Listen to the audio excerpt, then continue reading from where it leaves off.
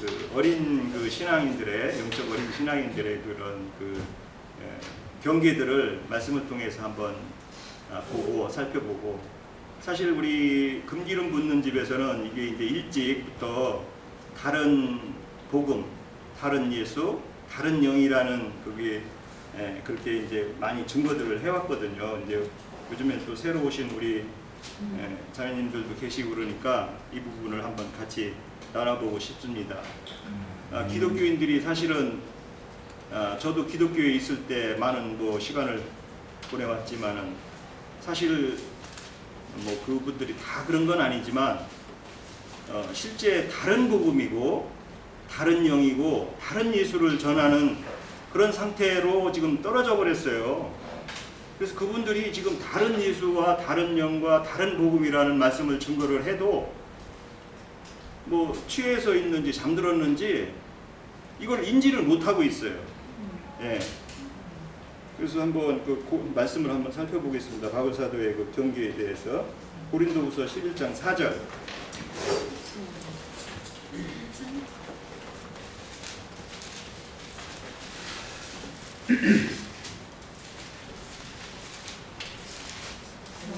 바울 사도께서 이제 한 남편인 그리스도께 순결한 처녀로 중매하노라 이렇게 하신 거 하고 나서 이제 뱀이 그 관계로 하와를 미혹한 것 같이 말씀들을 버리고 그 다른 복음으로 이제 변질되어가는 우리 신앙의 상태를 이렇게 잘 그려놨는데, 한번 4절 읽어볼까요? 만일 누가 와서 우리가 전파하지 아니한 다른 예수를 전파하거나 혹은 너희가 받지 아니한 다른 영을 받게 하거나 혹은 너희가 받지 아니한 다른 복음을 받게 할 때에 너희가 잘 용납하는구나. 저도 신앙하면서 이 구절을 안 읽어봤다고는 할 수는 없지만 뭐 그냥 여걸로 이루었는데, 우리가 이게 정신을 차리고 이 글을 읽어보면은 다른 예수가 있다고 그러고 다른 복음이 있다고 그러고 다른 영을 있다고 그래요. 그러면 기독교인들한테 이게 지금 당신들 믿는 예수가 다른 예수고 다른 복음이고 다른 영이라고 하면은, 영이지 않느냐고 하면은 이게 참 황당하겠죠. 사실 우리 입장에서 보면은 그분들은 다른 복음이에요. 다른 영이고 다른 예수고. 왜 그렇겠어요? 세상에 있는 것들을 자꾸 더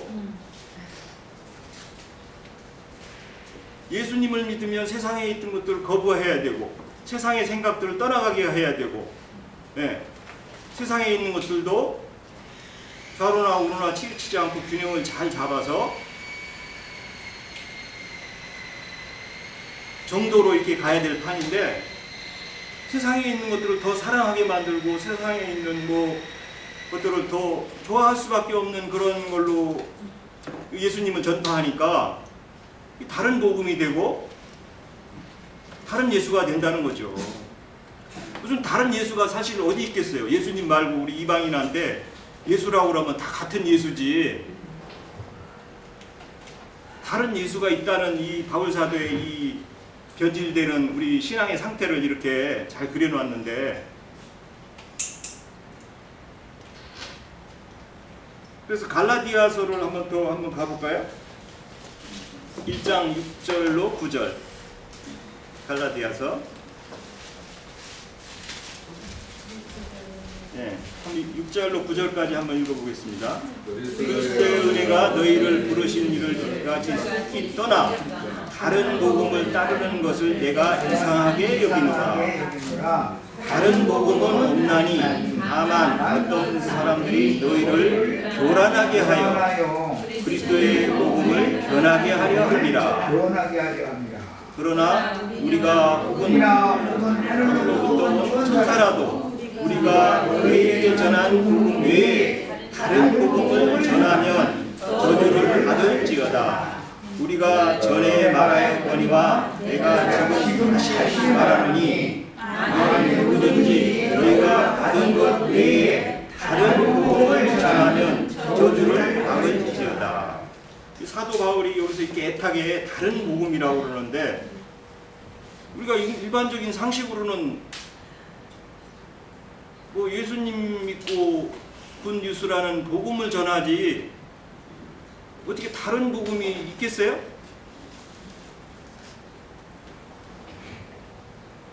그래서 저는 처음에 읽을 때 이게 다른 복음이 어떻게 된 게 다른 복음인지 난 바울사도한테 한번 이렇게 이거 들어봐야 되지 않나 하는 생각도 가졌었어요. 이게 어떻게 해서 다른 예수 믿고 복 받으라는 건데 무슨 다른 복음이, 제가 전에 얘기했듯이 이 복음을 가지고 하늘의 복음, 하늘의 신령한 복음을 가지고 땅의 복음으로 이걸 변질시킨다는 거죠. 땅에 잘 되고 뭐 하는 것으로. 이 그런 내용이지 않습니까? 그럼 기독교가 지금 뭐 육신이 어떻게 잘 되고 육신이 뭐 세상에서 잘 먹고 잘 살고 그런다고 하기까지는 그분들은 그것까지는 아니에요. 사실은 또 보면은 어떤 그냥 내 몸이 죽지도 않고, 예, 뭐 시체도 안 남기고 얼마 전에 지난주에는 예수님도 시체도 안 남기고 이렇게 변화했는데 왜 그 기령제는 그 죽어야 부활한다고 얘기를 하냐 그래요. 예수님 시체 안 남겼죠? 네, 맞아요. 예수님 시체 안 남겼어요. 근데 예수님 오실 때 우리 같이 그 남자 여자 뭐 이렇게 있지만은 마리아는 요셉을 만나기 전에 잉태하셔가지고 예수님 낳은 거 아닌가요? 그러니까 우리하고 몸이 다르잖아요. 예, 거기서부터 이걸 이해를 해야 예수님이 왜 시체를 안 남긴 것도 이해를 해야 되는 부분인데, 그래서 성령으로 거듭나는 것을 속사람을 말하고자 해서 그런 것으로 이게 이해돼야 되는 것인 부분인데, 예수님 시체 안 남겼다고 그래서 우리도 시체도 안 남기고 부활하는 걸로 이걸 이렇게 이해를 해버리니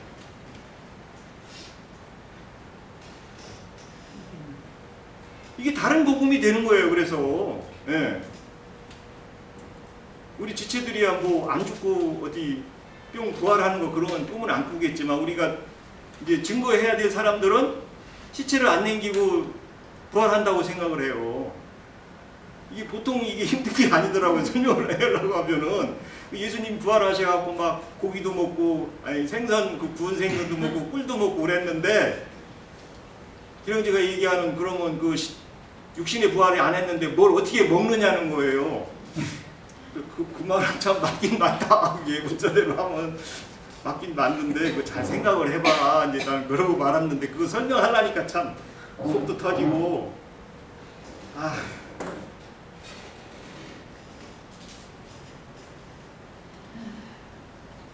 네, 하여튼 뭐 쉽지는 않더라고요. 그래서 이렇게 우리가 이 말씀에 근거하지 않은 말씀으로 풀어지는 이런 설명되어지는 이 속에 있는 계시들을 이해하지 못하면 영의 일들을 이해를 못하다 보니까 육신에 있는 자들이 와서 귀 긁어주는 소리를 하면 이렇게 다른 복음, 다른 영, 다른 예수를 만나게 된다는 거예요. 가인의 길을 가는 사람들은 이걸 이렇게 변질시킬 수밖에 없잖아요. 그래서 사단의 앞잡이가 되어가지고 많은 사람들을 더 지옥으로 몰아가는 거죠.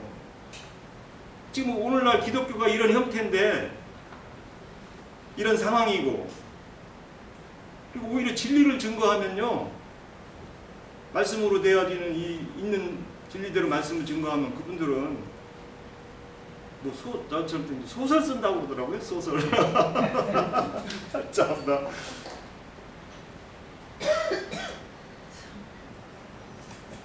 하나님의 심판을 받아서 흙으로 돌아가지 않고 하늘로, 흙에서 취한 몸이 하늘로 올라간다면 자기 자신이 메시아라는 뜻인 거예요. 하나님이 정하신 대속제물을 드릴 수 있는 한 몸, 거룩한 한 몸은 죄를 알지도 못하시고 죄와 상관이 없는 예수의 몸 뿐인 것이지, 그 예수의 몸은 죄와 상관이 원래 없는 몸이에요. 그러니까 그 예수의 몸과 죄인의 몸에 대한 구분을 못하면 복음이 뭐 다른 복음이라고 지금 형님 그러셨는데 복음을 모르는 사람들이죠. 복음이라는 말 자체가 성립이 안 되는 거니까. 하나님의 의가 왕노릇하는 예수님의 몸과 죄가 왕노릇하는 아담 세계의 흙사람들의 몸이 그에 대한 구분을 묻는다는 뜻은 이 신앙의 출발도 지금 안 했다는 뜻인 거예요, 사실은. 이 믿음이 뭔가도 모르고, 네, 구원의 시작도 안 된 사람들이에요. 우리들은 이 말을 충분히 알아들으시겠죠? 예수의 몸 안에서는 하나님의 의가 왕노릇하고 있었던 것이고, 우리 죄인들의 몸, 이 육신의 몸 안에서는 죄가 왕노릇을 하고 있는 거예요. 그러니까 죄가 왕노릇을 하고 있는 이 육의 몸이 죽지도 않고 만약 이 몸이 하늘로 올라간다면 변화돼서 올라간대요. 이제 그러죠. 신령체가 돼서 육신의 몸. 그러면 예수 그리스도의 구속이라는 것이 필요가 없다라는 뜻이 되지 않냐 말이에요. 예수님을 믿을 필요가 뭐가 있어요? 자기 몸도 안 죽고 죽지 않고 영생을 얻기 위해서 우리가 지금 예수 믿는 건데 자기 몸도 안 죽는 그런 몸이라면 자기가 남을 위해서 대속물로 드릴 수 있어야 되잖아요. 자기 몸을 드려야 되잖아요. 이게 뭐 긴 얘기 할 것 없이 저기 쥐약 한 병씩 줄 테니까 먹어보라고. 당신 몸 안 죽나 보자고. 뭐 한강 데리고 가서 한번 건너 가보라고. 예수님 받아줄 거랬고. 응? 유대교 대제사장들 헤롯 땅들이 별로 쥐약보다도 훨씬 독한 독약 갖다 먹였는데 예수님 멀쩡하지 않더냐. 그런데 당신들은 아마 내가 지금 당신 신앙 잘못하고 있다고 이 약만 먹여도 오늘 저녁부터 가슴 아래 쑥병 나가지고 가슴 펑펑 쳐가면서 아 나 분해서 못 살겠네 그러고 견디들 묻을 텐데 이해가 되느냐고 한번 얘기해 보세요. 그 사람들이 무슨 독을 마셔도 해를 받지 않는다는 말이 무슨 뜻인지, 뭐 바다를 걸었다는 말씀이 무슨 뜻인지 그 사람들이 생각이나 해봐요. 지금 죄 없고 죄와 상관없는 그런 몸이기 때문에 하나님이 한 몸을 예비하셨다. 히브리서 10장에 이렇게 돼 있죠. 그 몸에나 죄 없는 몸에나 아담 세계의 모든 죄를 갖다가 뒤집어 쓰게 만들어 가지고 그가 대신 심판을 받아서 구속을 이룰 수 있게 한 것이 하나님이 정하신 구원 방법으로 그렇게 정하신 것인데 그 몸이 예수의 몸을 죽인다고 해가지고 사람들이 죽였다고 생각하는데 예수님은 자신을 죽음에 넘겨줄 수도 권세도 있고 다시 살 권세도 있는 분이고 그분 죽음이 원래 없는 분이에요. 네. 그러면 자기 어머니 아버지 안 죽었어야 되지 않냐 이거요. 그죠? 기독교인들 아버지 어머니 안 죽었어야 되잖아요. 예수님의 아버지 하나님 하늘에 계신 하나님 아버지가 죽어요 안 죽어요? 죽음 없죠? 그런데 인간들의 아버지 죽어요 안 죽어요? 그럼 벌써 종자가 벌써 다르잖아. 씨가 안 죽는 씨로부터 받은 생명과 반드시 죽는 아니 종자가 달라서 처음부터 다른데 뭔 딴소리야. 그걸 구분을 못해요. 그게 다 왜 그러느냐. 창세기에서 또 뱀이 속여놔서 그래요. 아니라 결코 죽지 않는다. 안 죽는다고 그러지 뱀은. 하나님은 네가 그 정령 죽으리라 하나님 그랬죠. 그런데 뱀은 아니라 결코 죽지 않는다. 그러니까 무한히 뱀 말이 맞아요 하나님 말씀이 맞아요. 이게 시작부터 다 그래서 그래요. 그래서 사람들은 죽기를 무서워. 제일 무서워하는 게 뭐예요? 죽는 거죠. 할머니들 90살 넘은 저기 우리 형제 자매님들의 어머니 만약에 살아계시면 그 할머니 뭐라고 말씀하세요? 아이고 늙음 죽어야 해요. 그러면은 그래 그럼 말씀대로 오늘 돌아가셔. 그렇게 한번 해보세요. 입에 붙은 소리뿐이지 사실은 나 더 살고 싶어 소리를 그렇게 말하는 거예요.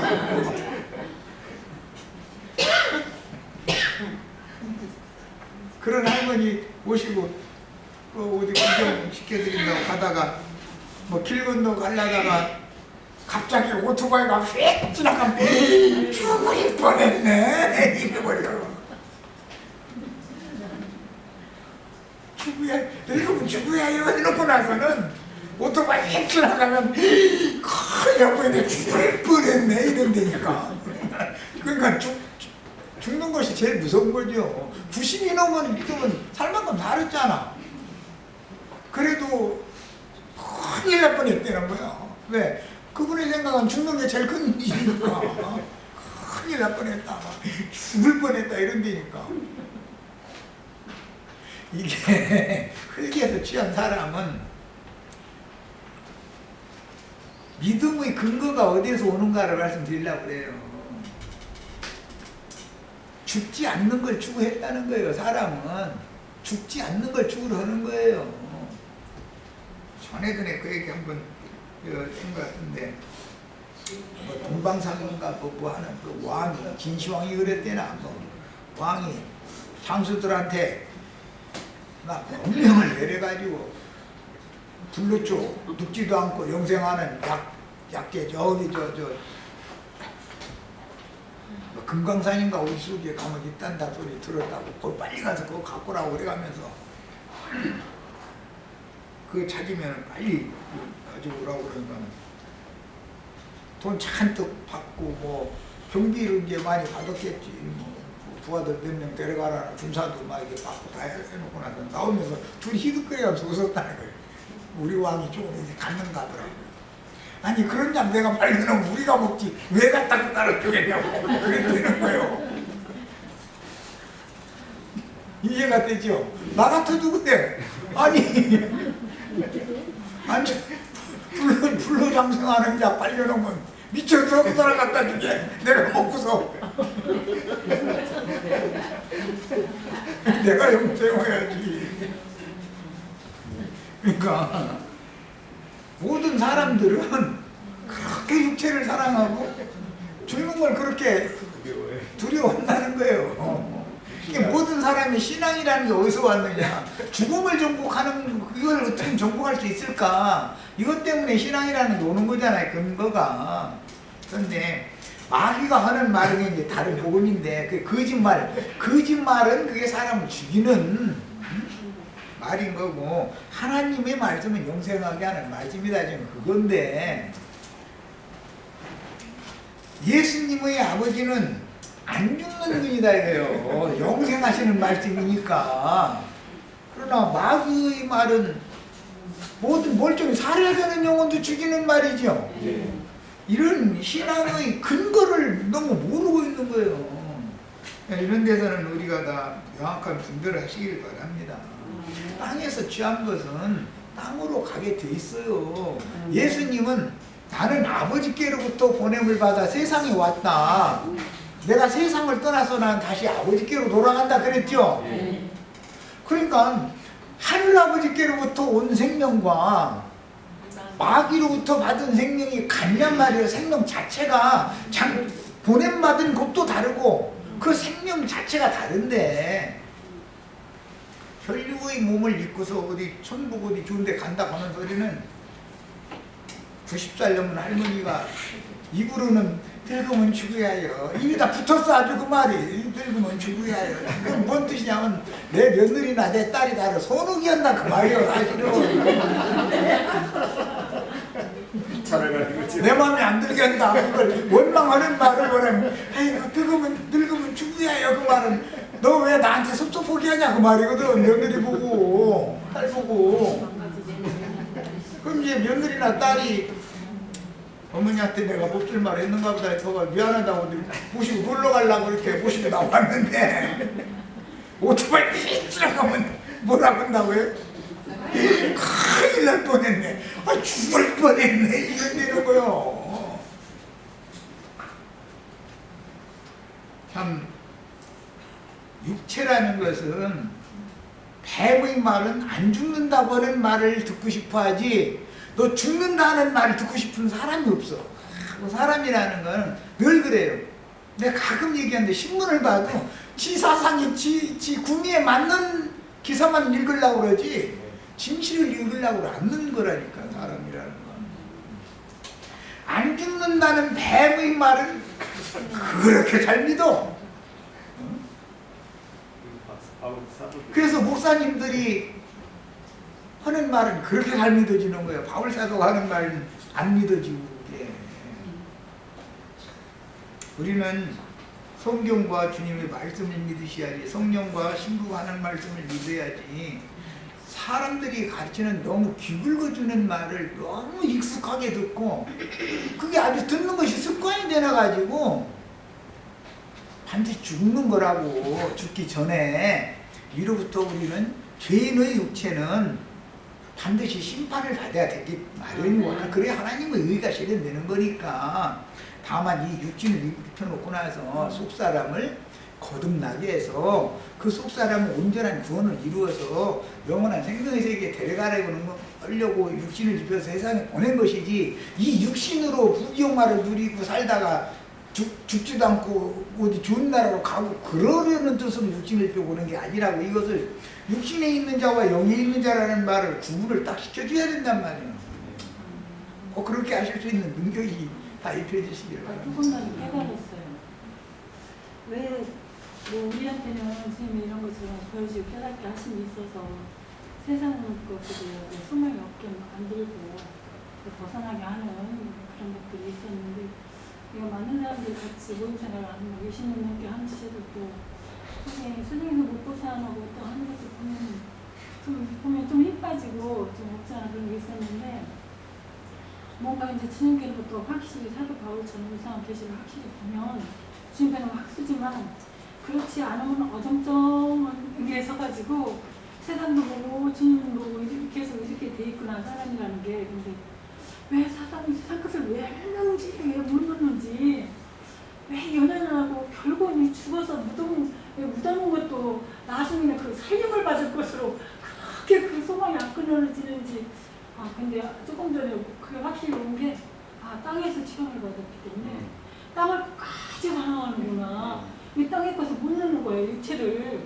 그게 왜? 성분이 그 성분이라서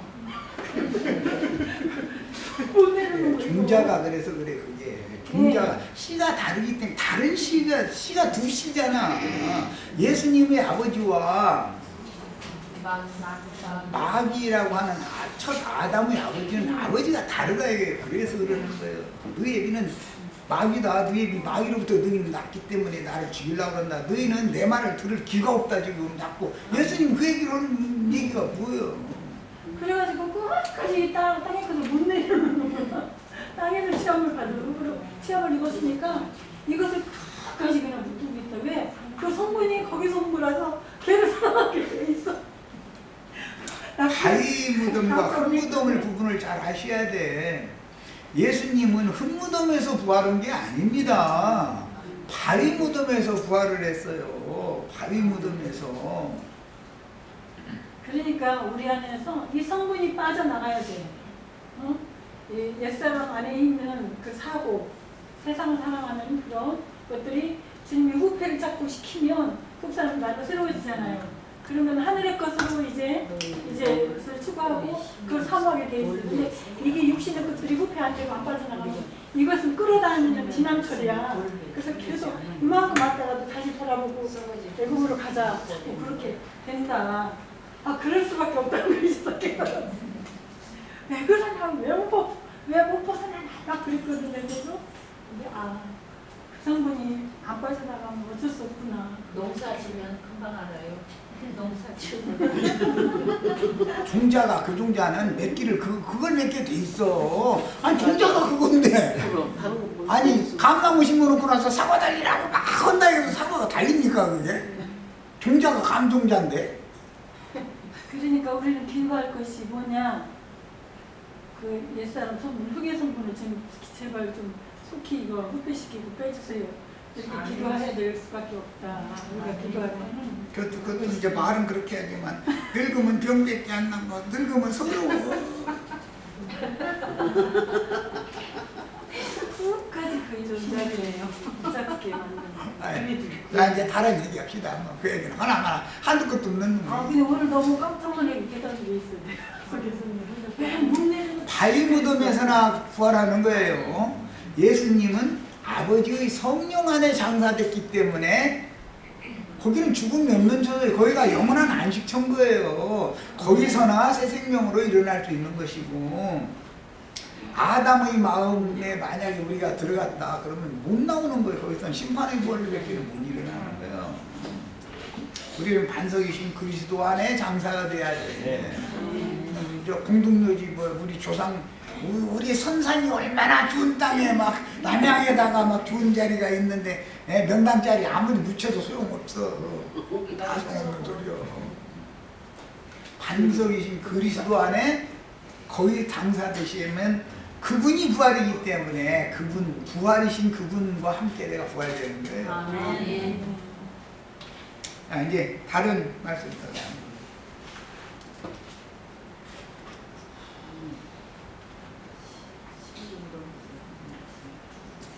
네? 제가 잠깐 할게요. 예. 에베소서 1장 12절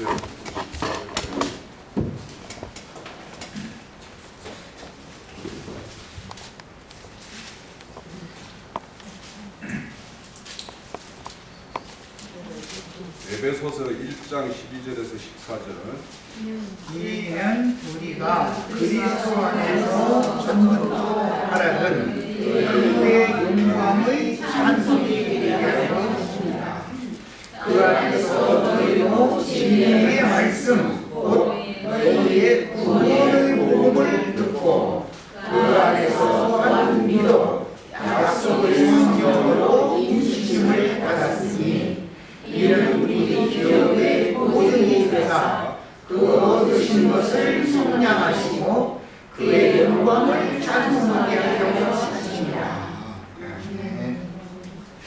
하나님의 어떤 창조 목적이 바로 이 12절에 있어요. 1장 12절이요. 그의 영광의 찬송이 되려 하십니다는 이 말씀에 하나님은 이렇게 어떤 영광을 받으시냐 하면 하나님 그분이 우리의 하나님이 되고 우리가 그의 자녀가 되고 우리가 그의 근속이 되었을 때 그걸로 인해서 찬송을 받는 건데, 그런데 이제 거기에 어디에서 그 찬송이 일어나냐 하면은 진리의 말씀 속, 거기 33절에 보면 곧 진리의 말씀이 어떤 게 말씀이냐면 너희의 구원의 복음이 진리의 말씀이에요. 그러니까 아무리 성경에 옳은 말이고 뭐 말이고 이런 걸 하더라도 그것이 어떤 우리의 어떤 구원이 되지 않으면 똑같은 말을 앵무새처럼 은근이라고 해서 그것이 우리의 구원의 능력으로 우리 안에서 역사하지 않으면 그거는 우리에게 복음의 말이 아니란 말이에요. 그래서 이렇게 구원의 복음에 의해서 우리가 그 안에서 믿어 약속의 성령으로 인치심을 받았다고 그래요. 그리고 이것이 우리의 기업의 보정이 되사 이렇게 말하고 있어요. 그래서 오늘 제가 이 보정이 되었다라는 것에 대해서 좀 말씀을 드려보려고 해요. 우리가 그리스도의 심판대에 섰을 때 우리가 새로운 어떤 생명의 어떤 존재로 보정을 받지 못하면, 우리가 그 보정부를 가지고 있지 못하면 우리는 그리스도 심판대에서 그냥 하나님의 심판을 받은 존재로 그냥 끝나는 거예요. 그럼 우리에게 어떤 보정부를 가지고 있냐라는 거예요. 지금 여기 보면 계속 성령을 이야기하고 있어요. 그런데 그 앞에 고린도후서 5장에 가볼게요. 앞쪽에 후서 5장 시작 290페이지에 고린도후서 5장 4절에서 5절 2절만 읽어볼게요. 사도 2장만에 있는 우리가 신분과 같이 상식하는 것은 곧 포장이 아니고 오히려 후보자 하지 죽은 것이 생명의 상처가 되려 함이라. 곧 이것이 우리에게 이루신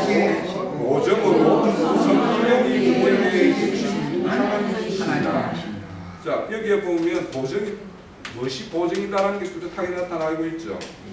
성령이 우리의 보정물이죠. 우리가 이 보정물을 가지고 있지 않으면은요, 우리가 그냥 그 성경에 보면 이 보정물 때문에 살아난 사람이 있어요. 어떤 사람이 있어요? 다말이죠. 다말은 그 유다와 함께 유다가 다말을 통해서 후손을 얻죠, 그죠? 네. 그래요. 그 이야기를 한번 이렇게 가볼게요. 창세기 18장이에요. 그 18장이 전체 그 유다와 다말의 어떤 이야기인데 뭐 다 읽기는 그렇고 그 15절에서 18절까지만 볼게요. 그 구약 성경 59페이지 정도 될 것 같아요. 15절 그가 얼굴을 가리었으므로 유다가 그를 보고 창녀로 여겨 길 곁에서 그에게 나아가 이르되 청하건대 나로 내게 들어가게 하라 하니 그의 며느리인 줄 알지 못하는가. 그가 이르되 당신이 무엇을 주고 내게 들어오려느냐. 유다가 이르되 내가 내 떼에서 염소 새끼를 주리라.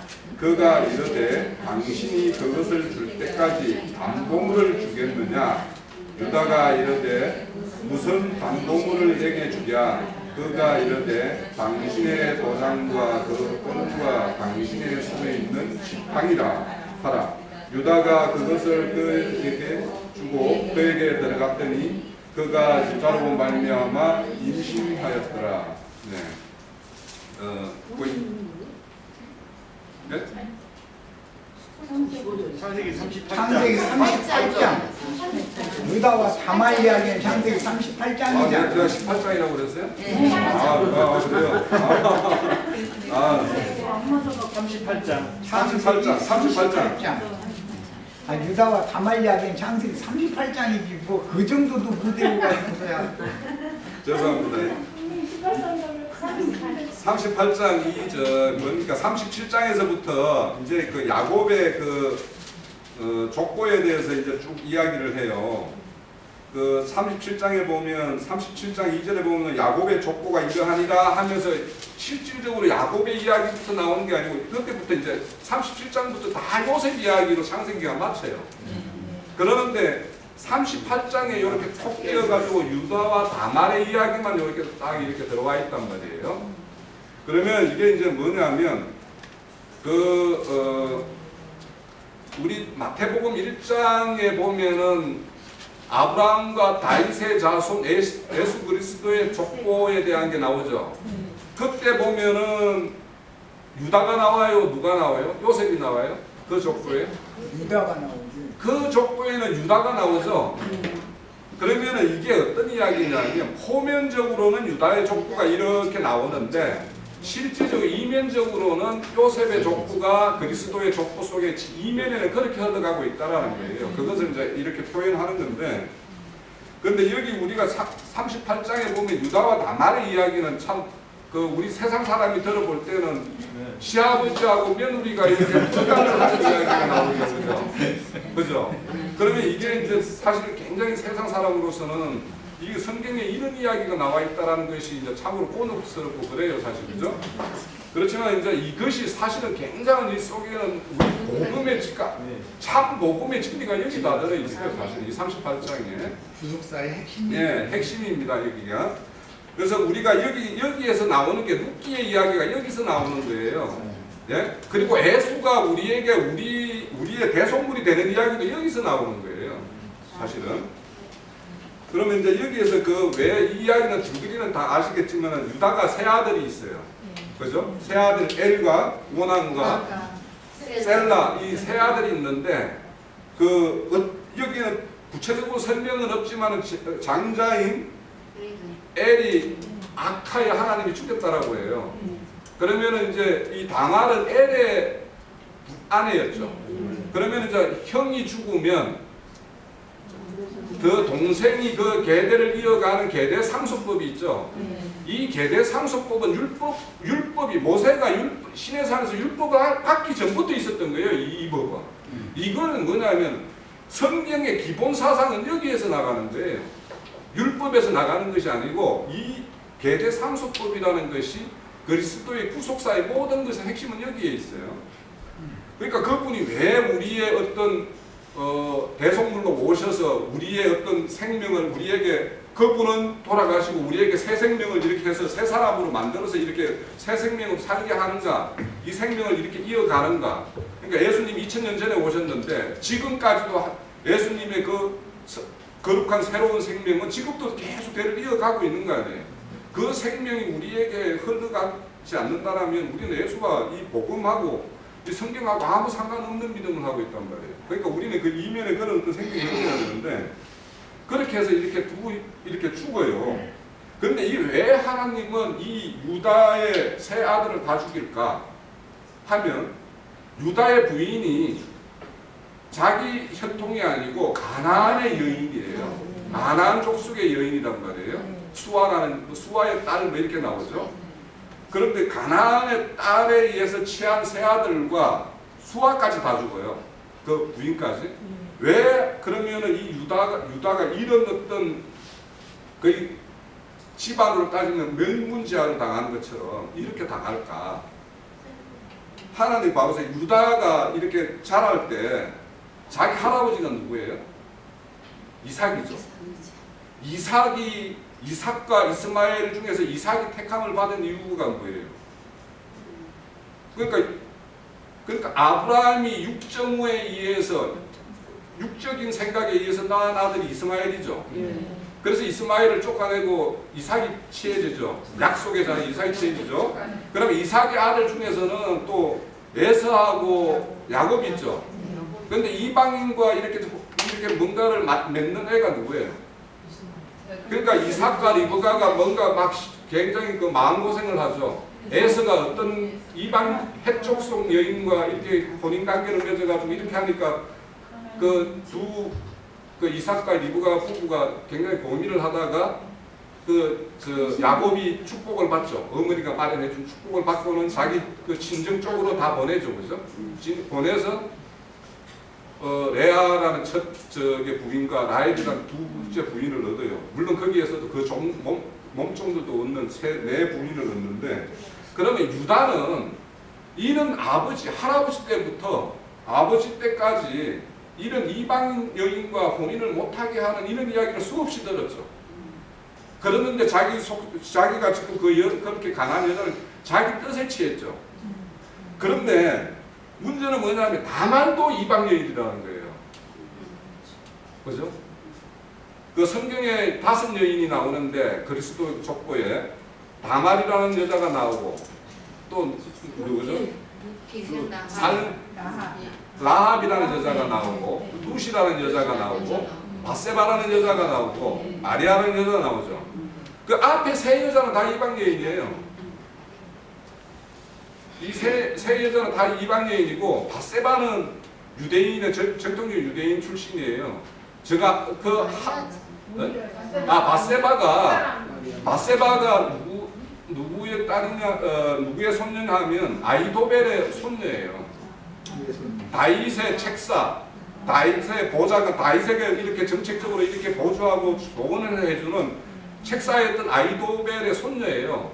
그런데 이 아이도벨이 다윗을 배반하는 이유가 뭐냐면 사실은 다윗이 바세바를 범했기 때문에 아이도벨이 사실은 나중에는 다윗의 반란을 일으키는 압살롬 편으로 딱 돌아선단 말이에요. 왜 그러냐? 다윗은 아이도벨이 힘이 없었기 때문에 다윗에게 그렇게 할 수밖에 없었을 뿐이지 자기 손녀의 어떤 남편이 있는 상황에서 다윗이 취해버린 거 아니에요. 그러면 그 가문을 범하는 것이기 되기 때문에 아이도벨은 거기에 대한 다윗에 대한 원망이 늘 가슴속에 있었던 사람이에요.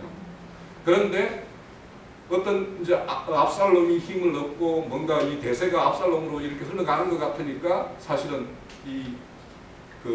다윗에서 돌아서서 압살롬 편에 섰다가 그 압살롬의 책사를 해서 좋은 제안을 했는데 그거를 제안을 안 받죠. 압살롬이 안 받아들이고 다윗이 압살롬 그 진영에 하나 꼽아놓은 사람이 있어요. 후세라는 사람이. 후세가 조언을 이렇게 그럼 후세의 조언도 구해보자 이래가지고 하니까 후세가 그거에 대한 압살롬의 이게 조언을 뭐냐면 아이도벨의 안이 좋지 못하다. 그러니 그 아이도벨의 제안을 받지 말고 애를 더 기다리자. 너희 아버지는 다윗은 백병전에 강한 전쟁의 어떤 노련한 사람이니까 우리가 언제든지 그 자리에 피할 수가 있다 해가지고 그 전쟁을 지연을 시키고 추적하자라고 하는데 추적을 못하게 하고 지연을 시킨단 말이에요. 그랬을 때 이제 그 아이도벨이 이제 자기 땅에 이제 이 작전은 이미 실패다라고 생각을 하고 자살을 하고 말아요. 그렇게 바세바가 그렇게 이제 사람이었고 마리아는 뭐 말할 것도 없고 앞에 세 여인이 이방 여인인데 그러면 왜 유다가 이방 여인을 취하는 것에 대해서는 그렇게 모든 멸문지화를 하듯이 자기 자식들을 다 죽여버리죠. 물론 그 자들이 하나님 보기에 선하지 않았기 때문에 죽였어요. 다 죽였어요. 그런데 우리가 이 하나님의 하는 일들 보면은 인간의 생각으로 이렇게 벌여놓은 일들에 대해서는 다 이렇게 걷어들이는 작업을 해요. 우리가 룻기도 보면 엘리멜렉이라는 사람이 그 자기 아들하고 모압 땅에 가잖아요.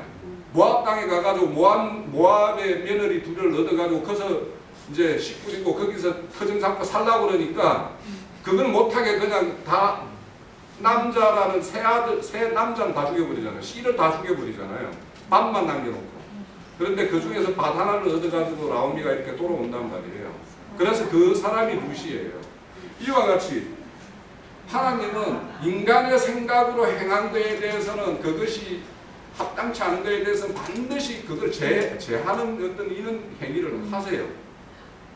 그래서 지금도 이제 그와 같이 유다가 그런 이제 집안의 어떤 새 자식을 잃어버리는 어떤 그런 사건을 당하는데, 근데 이제 둘째 아들까지 죽었는데 셋째 아들이 있는데 그걸 이제 안 주죠. 그죠? 이제 어리니까 얘가 장성하면 이렇게 장성하면 죽게 해놔놓고는 너희 친척집에 가서 기다리라고 그랬는데 기다려도 소식이 없어요. 이미 장성했을 때로 장성한 것 같은데. 그래서 뭐냐면 다말이 이렇게 이제 이 창녀로 보면 15절에 보면 창녀로 이렇게 하는데 여기에 나오는 창녀와 뒤에 또 나오는 뭡니까? 뒤에 보면 이제 이 창녀를 찾아가지고 약초물을 주기 위해서 여기 어디 있는 창녀를 찾는 그 창녀하고는 사실은 달라요. 그거는 이제 견딜로 이제 말씀드리고. 그래서 이렇게 창녀로 분장을 해가지고 들어갈 때 약초물로 뭘 준다고 그러냐면 약초물이 아니라 그 어떤 내가 여인에게 들어가는 걸로 염소새끼 한 마리를 준다고 그래요. 그러니까 이 염소새끼라는 거에 대해서 이제 사실은 이제 왜 하필 또 염소새끼일까? 그죠? 우리가 좀 염소하고 양하고 사실 이렇게 생각하면은 뭔가 양은 재수 좋은 거, 염소는 재수 없는 거 이런 생각이겠죠. 그죠? 이게 뭐냐면 마태복음 25장 때문에 그래요. 그 왼편 염소, 오른편 양, 여기에서 그냥 막 염소는 좀 재수 없고, 그런데 사실은 구약의 제사 지낼 때는요 염소와 양은 똑같이 취급을 해요. 네. 염소를 했던 거죠. 그러니까 대속죄에서는 염소 2마리로 지내죠. 그러니까 왜 이렇게 이제 염소 2마리를 줘요? 그런데 우리는 염소는 정한짐승이죠. 레위기 11장에 보면 정한짐승이에요. 대석임질도 하고 발톱도 이렇게 갈라지고 정한짐승인데, 근데 이게 자꾸 깃길로 가는데 사실 왜 염소하고 양하고 이렇게 양을 칠 때는 염소를 거기서 섞어치죠. 섞어치는데 왜 섞어치냐 하면 섞어치지 않으면 안 돼요. 왜냐하면 여기는 방목을 하는데 양은요 넌 뭉치는 것도 있지만 움직이지를 않아요. 그래서 뭐냐면 뿌리까지 다 뽑아 먹어요. 그래서 거기에 목초지가 그냥 초토화돼 가지고 양만 키우게 되면 이렇게 염소를 자꾸 기어간단 말이에요. 앞으로 막 기어간단 말이에요. 그러면은 염소는 막 위에 좋은 것만 먹고 막 가는데 양들끼리만 놓으면 뿌리까지 다 뽑아먹고 먹을 게 없으면 다른 데를 찾아간단 말이에요. 그러니까 그 목초지 완전히 멸망이다. 그래서 이제 염소로 해가지고, 그럼 염소가 앞서가면 그거 따라서 이제 이렇게 양들이 이동을 하니까 그렇게 해서 하는 것들이 있고, 그래서 그 마태복음 25장에 양과 염소를 이렇게 나눈다라는 거는, 양은 좋은 거, 염소는 나쁜 것이 아니라 양치는 사람이 나중에 잠재울 때는 양과 염소를 우리가 다르단 말이에요. 그러니까 우리가 다르듯이 그렇게 우리를 나눠서 이렇게 분류한다라는 걸로 그 애시로 드러났을 뿐이지, 염소는 나쁜 거, 양은 좋은 거가 아니란 말이에요. 근데 장군이가 이렇게 이제 제물을 이렇게 드렸어요. 주기로 약조를 했는데, 그런데 이제 그 염소 새끼를 받기로 했는데, 그런데 이 나중에 입 닦을 수도 있잖아요, 그죠? 돌리다 보고. 그래서 이제 이 뭐냐면 약조물을 달라고 한 거란 말이에요. 자, 그래서 그런데 여기에서 좀 제가 말씀드리고 싶은 거는, 왜 해필이면 도장이냐 말이에요. 도장이고 끈이고 그리고 지팡이죠. 네. 자, 이 세 가지가 이제 이거를 우리 신앙하는 사람이라면, 우리가 신앙하는, 아까 보증이 있어야 되죠. 우리 그리스도 심판대 서야 될 거죠. 섰을 때 너 무슨 약조물이 뭐야 라고 우리한테 반드시 내놓으라고 할 거란 말이에요. 그리스도 심판대 우리가 서면.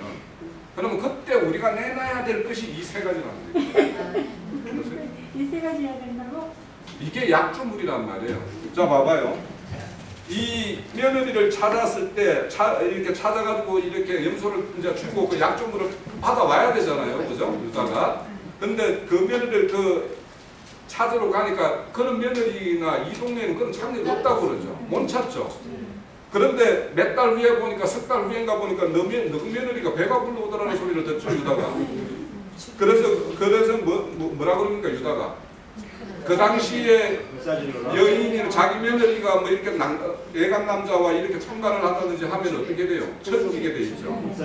그러니까 여기에는 하형을 명하죠, 그죠? 그러는데 그 하형을 집행하려고 할 때 딱 내놓는 게, 다말이 내놓는 게 뭐예요? 이 세 가지죠. 이 약조물이죠. 이것 때문에 살았죠.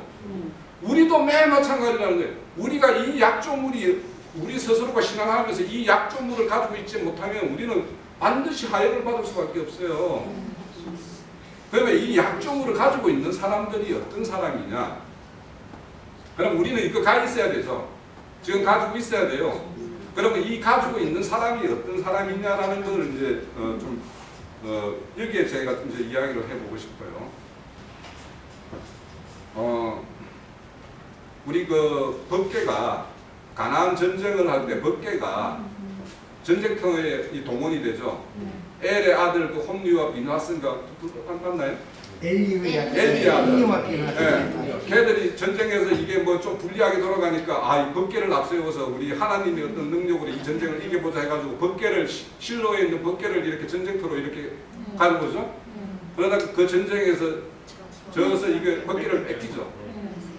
뺏겼다가 이게 그 가나안 땅 뭐 5성읍인가 뭐 이렇게 돌아다니다가 블레셋 5성읍에 이렇게 뭐냐면 가는 데마다 이 재앙이 일어나니까, 하나님의 어떤 걸로 인해서 이 자기들이 심판받는 어떤 현상이 일어나니까 이제 무서워서 막 이리 돌리고 저렇게 돌아요. 근데 이게 마지막에 돌아오는 때 장면이, 베세메스에 갈 때 어떤 소가 끌고 가요? 법궤를 새 수레에다 수레를 새로 만들어서 거기에다가 새끼 있는 정나는 암소 2마리의 멍에를 메고 끌고 가죠. 그죠? 그때 이렇게 보면 이제 그 멍에도 메보지 않은 암소 2마리예요. 그런데 그 멍에가 메어놓으니까 뒤도 안 돌아보고 눈물만 흘리면서 베세메스로 이렇게 갔다라고 하죠. 그 법궤를 그까지 옮기고 난 다음에는 어떻게 돼요? 그 수레를 만드는 나무는 장작이 되죠. 그리고 그 두 손은 번제물이 돼요. 그죠? 자, 우리의 모습이 바로 이 두 암소와 똑같아요. 우리 속에는 거기에 물론 법계에는 보면은 여기 우리가 인장과 끈과 뭐 지팡이지만 법계 안에는 돌판과 만나와 쌍난 지팡이가 있죠. 뭔가 비슷하죠. 뭔가 비슷한 게 하나 같은 거지. 그죠? 자, 봐봐요. 우리가 거기 보면 돌판이라는 거는 하나님의 계명이에요. 그죠? 우리는 하나님의 계명을 받았죠. 하나님을 사랑하고 내 이웃을 내 몸같이 사랑하라는 계명을 받았죠. 그 계명과 또 만나는 뭐예요? 참 양식이죠. 감추인 만나는 양식이잖아요. 이게 우리 말씀 양식이죠.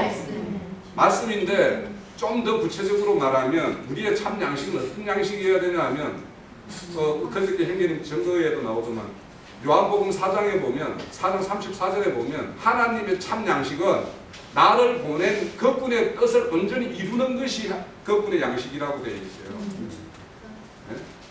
그러면 우리가 말씀을 이렇게 듣고 교회에 듣고 하면 하나님이 우리에게 보낸 뜻이 있단 말이에요. 그럼 그 뜻이 뭔지 그걸 행하지 않으면 안 된단 말이에요. 우리가 네? 그거 알기는 하는데 그걸 안 해. 아는데 안 하면 뭐라고 그래요? 우리 무슨 죄라고 그래요? 고공고지. 그렇죠. 우리가 알아요. 아는데 안 해.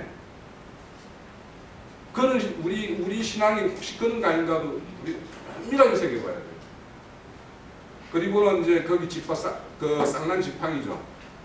여기에는 뭐 저게 유다의 지팡인데 우리 지팡이라는 거는 우리가 힘들 때 지팡이에 좀 그 의지해서 걸어갈 수도 있죠. 뭔가 우리가 낯선 거에 뭔가에 이렇게 공격을 받을 때는 그걸로서 이렇게 물리칠 수도 있는 것이 지팡이에요. 그런데 우리가 가지고 있는 지팡이가 진짜 지팡인지 우리는 항상 그 점검을 해야 돼요. 지팡이는 우리를 보호하고 지키는 근세에도 있고 또 계시록 11장에 가면 11장인가 11장 기억 보면은 지팡이 같은 갈대를 줘서 그걸 측량을 하는 거죠. 그러면 그거는 측량이라는 기준이라는 거는 뭐냐면 척도가 내가 심판권이 있는 거예요. 우리가 그 하나님의 대사로서. 그러면 그런 걸 집행을 하려면 내 지팡이가 정확한 옛날에 제사장들이 뭡니까? 재판 잘못해가지고 하나님으로부터 징계받는 말씀 많이 나오죠. 그러면 우리가 재판을 정확하게 하려면 내가 가지고 있는 지팡이가 정확한 하나님이 준 지팡이인지 아닌지를 테스트해야 돼요. 그 출애굽기에 보면 모세가 가지고 있는 지팡이가 뭐로 던질 때는 뭐라고 나와요? 뱀이었죠.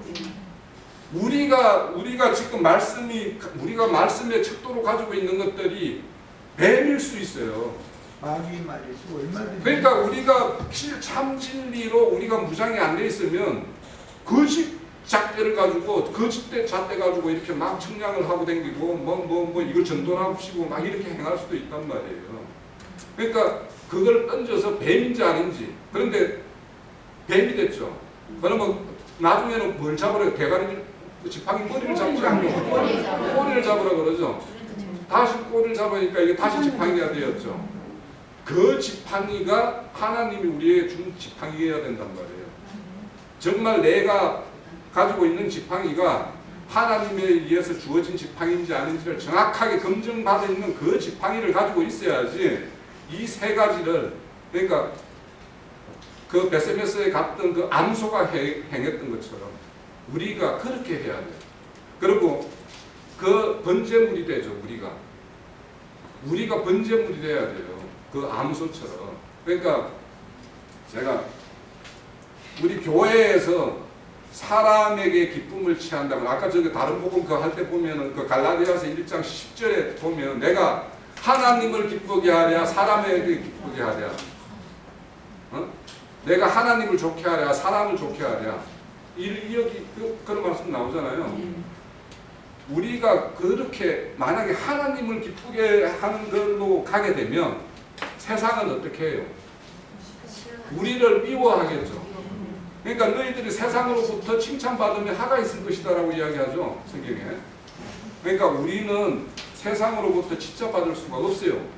왜냐하면 세상은 세상식 마귀가 지배하고 있는 세상이기 때문에 그들에게 우리의 어떤 참 복음이 갔을 때 증거를 했을 때 와, 그 뭐 좋은 소리네 어떠네 이러면 뭔가 이거 내가 잘못한 거 아닌가 이렇게 생각을 해봐요. 그리고 자 제가 이제 마지막으로 말씀드리고 싶은 거는 알면서 안 하는 거 있죠. 알면서도 안 하는 거. 행하지 않는 거. 그거는 지금 우리가 우리의 어떤 사명이 어떤 거라는 걸 알고 있어요. 그래서 제가 지금 하나 말씀드리고 싶은 게 우리가 여기에 계속 있으면 그러니까 우리가 여기에서 더 잘하고 하나님의 말씀에서 더 무장이 돼야 될 사람들이 있죠. 무장이 돼야 돼요. 왜냐하면 거기에 끈이 있고 도장이 있고 지팡이가 있는데 그 중간에 끈이 뭐냐 하면 에베소서 6장 14절에 보면 진리로 허리띠를 띈다라고 이야기를 해요. 우리가 어디 가서 전쟁을 하려면 진리로서 우리가 뭔가 무장돼서 띠를 띠지 않으면 우리 가가지고 우리가 잡혀요. 우리가 그들에게 오히려 대치기 당해가지고 우리가 거기에서 그냥 깨갱하고 이렇게 물러설 수밖에 없는 상황이 된단 말이에요. 그러면 우리가 진리로서 무장을 해야 될 사람도 있지만 세상에 나가서 거기에 잡혀갈 정도가 안 되는 사람이면 저는 그쪽에 그 세상이 아니라 종교 무덤이 지금 두 무덤 중에 있죠.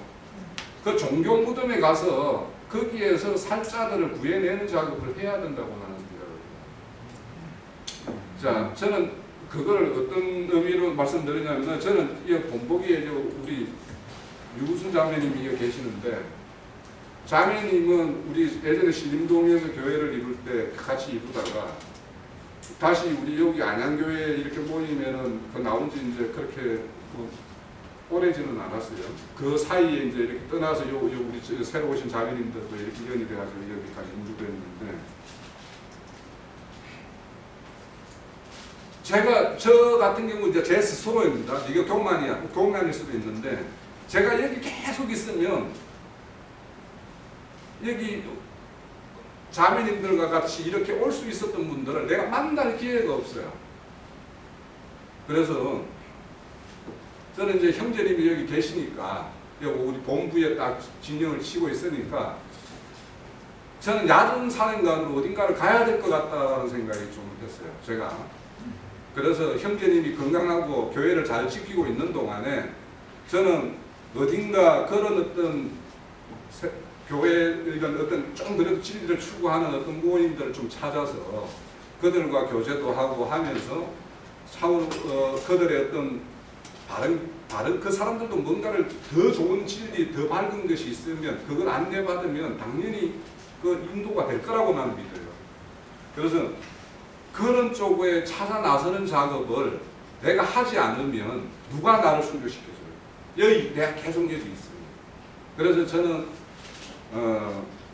요즘에 그거가 좀 됐습니다. 제가 이거 가지고 고민을 하게 한 지가.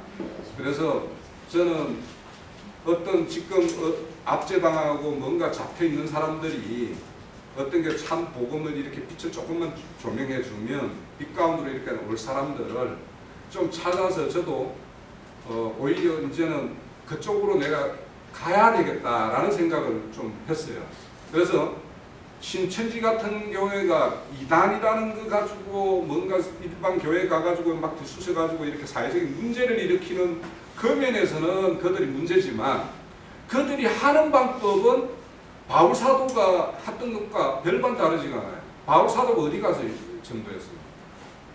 유대인 해당에 가서 전도했어요. 내가 어디 길가에 가가지고 누구 잡고 한다라면은 막 예수천국 불신지옥 이것밖에 할 수가 없어요. 그런데 그런 모임에 가면 그래도 성경 나놓고 같이 이야기도 나누면서 교제하면서 어떤 게 진리일까 우리 같이 뭐 이야기도 기회가 되면 하고 해서 그 사람 인도할 수 있을 거 아니에요. 그래서 저한테 주어지는 시간이 얼마인지는 모르겠어요. 형제님이 여기 계시고 또 누군가가 여기 형제님이 다음에 또 이렇게 또 우리 같이 할 수 있는 어떤 사람이 올 때까지 그래서 느닷없지만 제가 여기 공개적으로 해야 되겠다라고 생각을 한 게 제가 앞으로 이렇게 이 전도를 위해서 뭔가 할 때 제가 그래서 교회를 매주는 못 나올 수도 있겠다. 그래서 뭐 한 달에 한 번이 될지 2달에 한 번이 될지 모르겠지만 경기로 붙는 짓과 뭔가 이런 거를 다 이렇게 하는 것이 아니라 더 큰 어떤 그런 것을 위해서 제가 잠시 좀 이 바깥쪽으로 가서 뭔가를 제 나름대로 뭔가 이런 역할을 좀 해봐야 되겠다. 해보지도 않고 내가 뭔가 계속 여기서 이렇게 있다라는 거는 제가 너무 마음에 그 어떤 짐으로 좀 가지고 있었어요.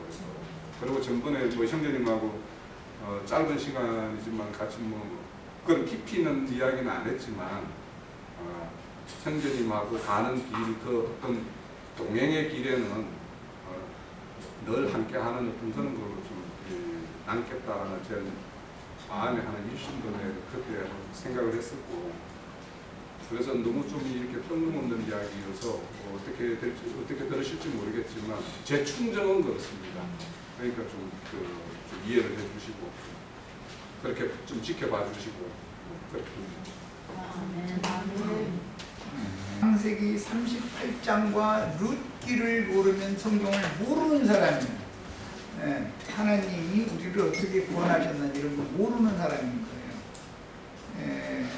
오늘 이제 이런 문을 띄셨는데 우리 나랑 같이 뭐 창세기 말씀을 이미 나눴던 분들, 룻기 말씀을 나눴던 분들은 하나님의 구속사에 대해서 이해를 다 하실 수 있을 것인데 새롭게 만난 지체들은 창세기 38장 읽다보면 무슨 시아버지와 며느리가 뭐 그런 이상한 소리가 뭐 성경에 거룩한 말씀 속에 그런 게 다 있어 막 이렇게 읽으면 안 된다. 성경이라는 것은 하나님의 경륜을 다루는 구속사의 책인 것이지 인간의 윤리 도덕을 다루는 말씀이 아니에요. 하나님의 말씀 그래도 진리라고 그러는 거예요. 세상의 말 같으면 설사 이런 일이 있어도 이 부분은 빼죠. 불경 같은 데는 이런 부분이 있다고 그 부분은 빼버리죠. 그리고 아마 좋은 얘기를 이렇게 써서 듣죠. 성경은 거짓을 하지를 않아요. 절대로 있는 사실 그대로를 이렇게 기록하라는 거예요. 근데 이런 말씀이 우리의 영혼의 구원을 위한 말씀이 된다는 거예요. 이제 형제님 아주 이제 그 충분히는 아니지만 내 설명을 잘 요약을 했기 때문에 제일 중요하게 우리는 뭘 생각해야 되냐면 하나님에게는 두 민족이 있어요. 아브라함의 혈통적인 자손이 있고 아브라함의 믿음의 자손이 있어요. 두 민족이 있는 거예요. 하나님에게는. 그런데 아브라함의 자손 중에서 지금 유다의 며느리는 가나안 여자가 난 엘이라고 하는 아들의 유다의 아들의 며느리가 된 사람이잖아요. 유다는 창세기 38장 시작에 보면 요셉 이야기를 끝내고 나서 바로 이어지는 그 후에 유다가 자기 형제들에게서 떠나서 아둘람 사람 히라라고 하는 친구를 사귀었다는 거예요. 그런데 그 히라라고 하는 히라라고 하는 형제들의 신앙과 다른 사상을 가지고 있고 다른 정신을 가지고 있는 친구를 사귀었는데 그 친구가 여자를 소개를 해준 거예요. 그랬는데 가나안 여자였었단 말이에요. 그 수아라고 하는 사람이 딸이죠. 유다가 가나안 여자와 혼인을 하게 된 배경이에요. 그게 친구 소개로 그 여자를 만난 거예요. 그런데 그 여자가 아들을 셋을 낳았어요. 마지가 엘이고 그 다음에는 오난, 마지막은 셀라 이렇게 이 삼형제를 낳았죠. 근데 그 마지 엘의 아내로 다말이라고 하는 여자를 기린 거죠. 유다가. 지금 유다는 시아버지고 다말은 며느리잖아요. 이것은 이방인 교회는 구약 교회의 하나님 율법 말씀이 시아버지단 말이에요. 여호와라 그래요. 지금 우리들의 이 이방인들의 교회의 시아버지는 여호와 하나님이다 이거예요. 율법 말씀 하나님이다 이거예요. 유대인들의 하나님은 이방 교회의 시아버지인 거 이게 비유예요 다.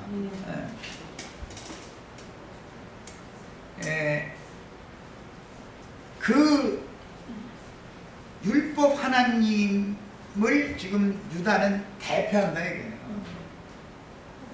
혈통적인 유대인의 장자권자인데 유다가 왕권을 갖는 장자권자잖아요. 아까 이제 형제님이 그 배경 이야기는 했어요. 요셉 이야기를 하다가 왜 갑자기 유다 얘기를 하느냐. 이것은 두 민족이 있고 두 민족 중에 장자권자를 지금 다루고자 한다 이 말이에요. 요셉은 이방 교회의 장자권자를 대표한다면 하나님은 더 사랑하는 거예요 사실은. 유다는 활동적인 아브라함 자손의 장자권 왕권자를 지금 누가 왕권을 갖느냐 이 문제니까 이 문제가 역대상 5장 1절로 3절에 나와요. 실제로는 요셉이 장자지만 족보책에는 유다의 계보를 기록한다. 그래서 역대기라는 것은 유다 계보의 후손들 이름을 쭉 장자권 이름을 쭉 기록을 한 거잖아요. 그 계보에 따라서 신약의 마태복음이 그게 족보 이야기가 거기서 나온 거예요. 그런데 영적으로는 요셉이 장자권자지. 그런데도 성경은 말씀은 맨 먼저 유대인들에게 먼저 맡기는 거기 때문에 그 계통을 따라서 기록을 해놓는데 이것은 예표가 되고 그림이 된다. 모형이 되는 것이다. 혈통적인 장자권이라고 하는 것은 이것은 영적 장자권을 지금 설명하고자 하는 것이 육적 장자권의 기록인 것이지 그걸 통해서 영적 장자권이 어떻게 세워지는지를 모르면 안 되는 거죠. 그래서 하나님은 육적인 혈통적인 장자권자들을 계보를 이어야 되는데 원래 하나님은 이제 르벤 때문에 마음이 상했죠. 르벤이 아비의 침상에 오른 범죄를 저질렀기 때문에 하나님은 그들에게 즉 혈통적인 이스라엘 사람들에게 하나님 나라의 장자권을 상속해 주고 싶은 마음이 없어져 버린 거예요. 그런데 넷째인 유다가 지금 장자권을 잇는 얘기거든요. 그런데 넷째인 유다가 아내를 하나님이 금하신 가나안 여자를 취한 거예요. 아주 세 아들을 낳았는데 그 첫째가 하는 것이 뭐 사람이 미워서 죽인 것처럼 성경이 이렇게 창세기 38장에 기록이 되어 있지만 그게 아니고 그가 어머니의 신앙을 본받는다 이거예요. 그러니까 하나님은 이게 싫은 거예요. 그래서 그가 악하기 때문에 죽였다는 거예요. 그런데 대를 잇게 하려고 유대인의 이제 율법이 여기서 나오는 게 뭐냐면 대가 끊어지면 안 되기 때문에 엘이 죽었을지라도 엘의 아내인 다말은 다른 남자에게 재혼을 하면 안 된다고요. 그러면 생밥으로 늙어 죽으면 대가 안 이어지잖아요. 그러니까 어떻게 하면 돼요? 그 동생의 아내가 되게 만드는 거예요.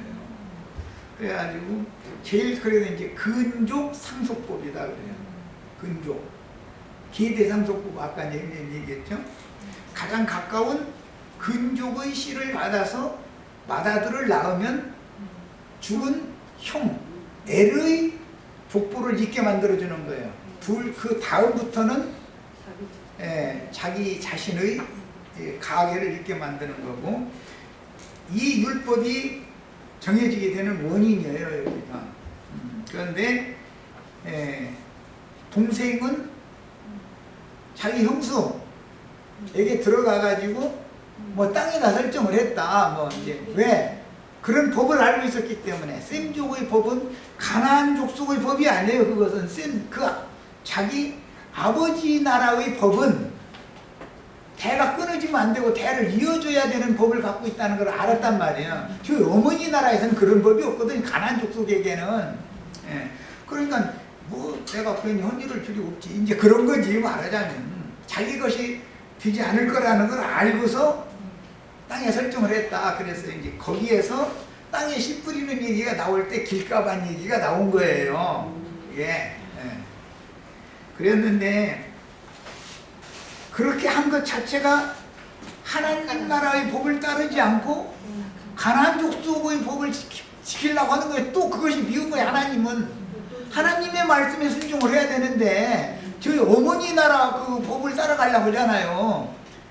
자기가 자기 마음에도 들지도 않는 형수를 통해서 아들을 낳아가지고 그 형의 가문을 이어주게 만들고 아버지 이름으로 그 형이 가게를 이어가게 만들면 저는 가문을 이을 권리가 없어져 버리니까 난 그런 짓 쓸데없는 짓 않겠다 이런 거예요. 사실은 이 가나안 족속은 장자 상속권이라고 하는 계대 상속권이라고 하는 법 자체가 없었단 말이에요. 그런 걸 이게 무질서한 거죠. 사실은 생명의 계보 흘러가지가 않죠. 그래서 하나님이 그도 또 주겠다는 거예요. 오난도. 그러니까 유다가 가만히 보니까 이 며느라이가 이거 남편 잡아먹는 년이란 말이에요. 어떻게 이 년한테만 내 아들 주기만 하면은 죽어나가. 그러니까 이거는 아들이라고 이제 셋밖에 없는데 가만히 생각해보면 이거 막둥이까지 줘버렸다가는 이거 내 가문 내 대가 끊어지게 생겼네. 이게 덜컥 겁이 난 거예요. 그래서 핑계를 댄 거예요. 내가 지금 여자를 키울 나이가 안 됐으니까 그 친정에 가서 아이가 자랄 때까지 좀 기다려라 해서 그럼 핑계대고 보낸 것이죠. 사실은 그 와중에 유다의 아내가 죽었고 시간이 지나갔어요. 이제 그러니까 이제 아내를 잃고 나니까 여자가 그리웠겠죠. 이제 그러다 보니까는 그 자기의 양떼를 먹이고 있는 목축지 그 동네 아무 생각도 없이 갔는데 또 이쁘장하게 취장한 여자가 장녀가 이렇게 유혹을 하는 거예요. 그러니까는 내가 너한테 들어가기를 바란다. 그러니까는 뭐 외상을 없고 여자가 몸파는 장녀면 몸값을 받아야 되잖아요. 그걸 뭐하러 율법이라고 그래요. 셈족은 반드시 아내를 취하려면 아내의 몸값을 장인한테 지불을 해야 장가를 들 수가 있어요. 그 셈족은 혼례법이에요. 그게. 그러니까 창녀니까 몸값을 요구를 했죠. 그러니까 내가 다음에 그럼 염소새끼로 주겠다 약주를 한 거예요. 몸값을 염소새끼로 주겠다고. 그런데 지금은 염소새끼 끌고 다니는 중이 아니잖아요. 목장은 저쪽에 더 가야 있으니까. 그러니까 그러면은 그 염소새끼를 나한테 끌어다 줄 때까지 약주물을 다 하고 이렇게 요구를 했죠. 그 지금 형제님이 말씀한 내용이에요. 그 약주물이라는 것이 세 가지인데 이 세 가지 약주물 때문에 유대인의 율법에서 법배 속에 세 가지의 기물을 계속 간수를 하는 거예요. 보존하는 거예요. 첫째는 도장했었고, 도장이라는 건 이름이 새겨진 거잖아요. 도장은 이제 그 사람의 자신을 증명하는 거니까. 그 다음에 도장과 이 몸에 연결을 시키는 도장끈이 있었단 말이야. 그걸 이제 생명줄이라고 그래요. 아까 이제 우리 형제님은 그 진리의 줄이라고 그랬는데 진리의 줄도 있지만 사랑의 줄이라는 것도 있어요. 이렇게 띠로 묶을 때. 그런데 그것은 아버지 힘과 나 사이를 연결해주는 끈이 필요하단 말이야. 그 끈이 그리스도를 말하는 거예요. 도장이라는 것도 그리스도인 거예요, 사실은. 그 세 가지 기물은 전부 그리스도를 상징하는 거예요. 그 다음에 지팡이도 그리스도인 거예요. 선생님 아까 이제 지팡이는 많은 설명을 했는데, 모세와 아론이 하나님께로부터 받은 하나님의 지팡이는 그게 바로 하나님의 능력과 권위가 그 지팡이에 있었던 거예요.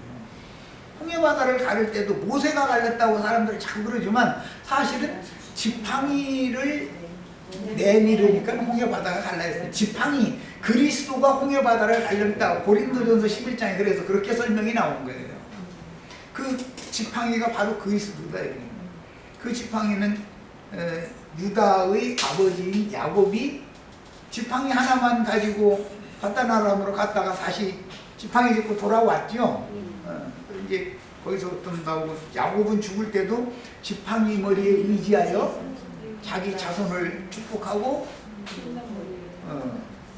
기운이 지나요 그 열조에게로 돌아갔다, 이렇게 했어요.